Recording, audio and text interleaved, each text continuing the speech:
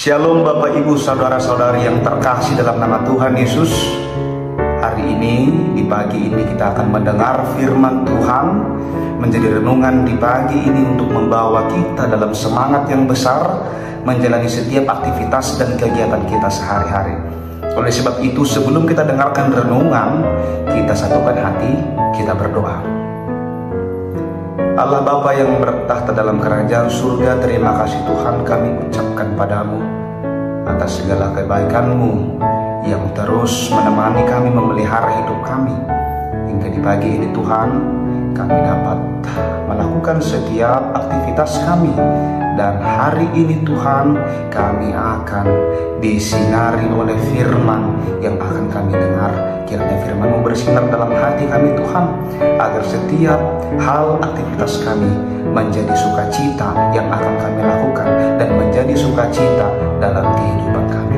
Terima kasih Tuhan Yesus, terpujilah nama-Mu di dalam nama anak-Mu Tuhan Yesus Kristus. Kami berdoa dan mengucap syukur. Amin. Saudara-saudari yang terkasih, renungan kita pada hari ini tertulis dalam kitab Amsal, pasalnya yang ke-19 ayat 17. Siapa menaruh belas kasihan kepada orang yang lemah, memiutangi Tuhan yang akan membalas perbuatannya itu. Demikian firman Tuhan. Saudara-saudari yang dikasihi dalam Kristus, pagi ini kita merenungkan sebuah permata hikmat dari kitab Amsal, pasal 19 ayat 17. Siapa menaruh belas kasihan kepada orang yang lemah, memiutangi Tuhan yang akan membalas perbuatannya itu. Ayat yang singkat ini bukan sekedar anjuran moral, melainkan sebuah wahyu yang membuka mata kita tentang bagaimana seharusnya kita menjalin hubungan yang benar dengan Allah dan sesama. Ini adalah panggilan untuk melampaui sekedar merasa iba dan melangkah ke dalam tindakan nyata yang mencerminkan hati Allah sendiri. Ketika Amsal menyebut orang yang lemah, mari kita perluas pandangan kita.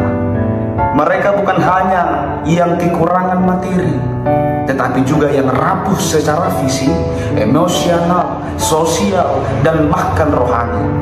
Mereka adalah sesama kita yang sedang bergumul, yang membutuhkan uluran tangan, pendengaran yang penuh empati, dan kasih yang tanpa syarat.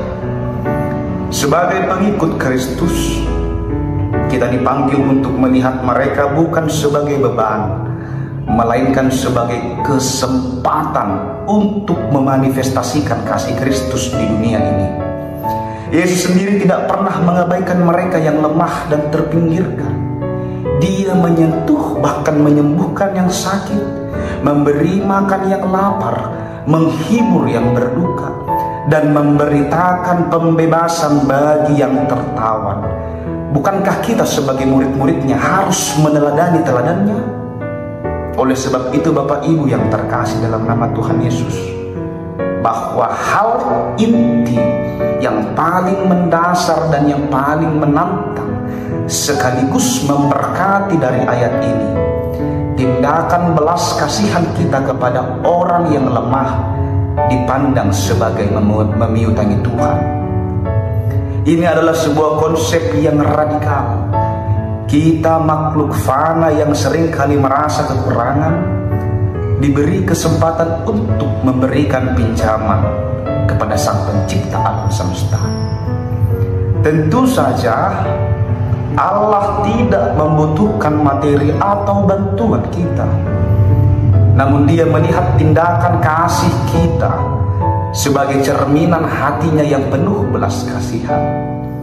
Ketika kita mengulurkan tangan kepada yang membutuhkan, kita sedang melayani representasi Kristus di dunia ini. Kita sedang berinvestasi bukan pada rekening duniawi yang fana, melainkan pada rekening surgawi yang kekal. Janji Tuhan untuk membalas perbuatannya itu adalah jaminan yang luar biasa. Balasan ini jauh melampaui berkat materi semata. Tuhan membalas dengan cara yang mentransformasi karakter kita, membuat hati kita semakin lembut dan peka terhadap kebutuhan sesama. Dia membalas dengan memperdalam hubungan kita dengannya, merasakan kehadirannya dalam tindakan kasih yang kita lakukan.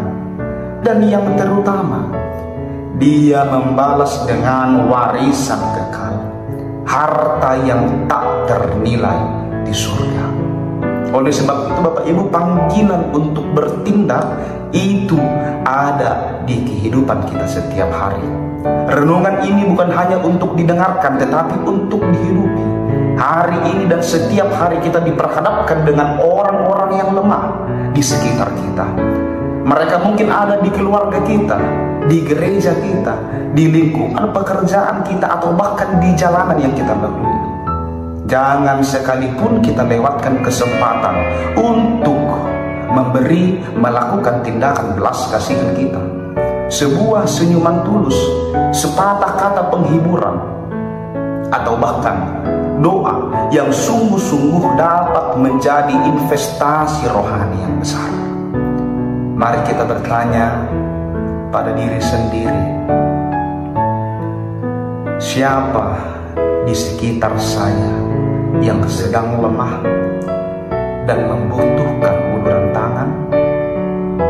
Tindakan belas kasihan konkret apa yang bisa saya lakukan hari ini?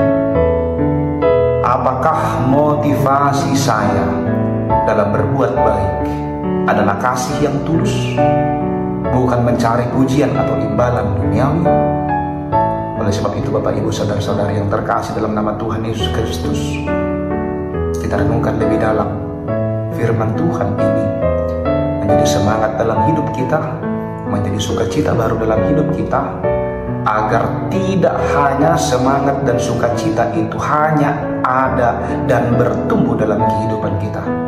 Bagaimana semangat dan sukacita ini juga harus kita sebarkan kepada orang lain, harus kita bawa kepada orang lain dengan memberi pertolongan, membantu siapapun yang lemah, siapapun yang tertindas, siapapun yang posisinya berada di bawah kita. Mari kita angkat mereka, kita bantu mereka.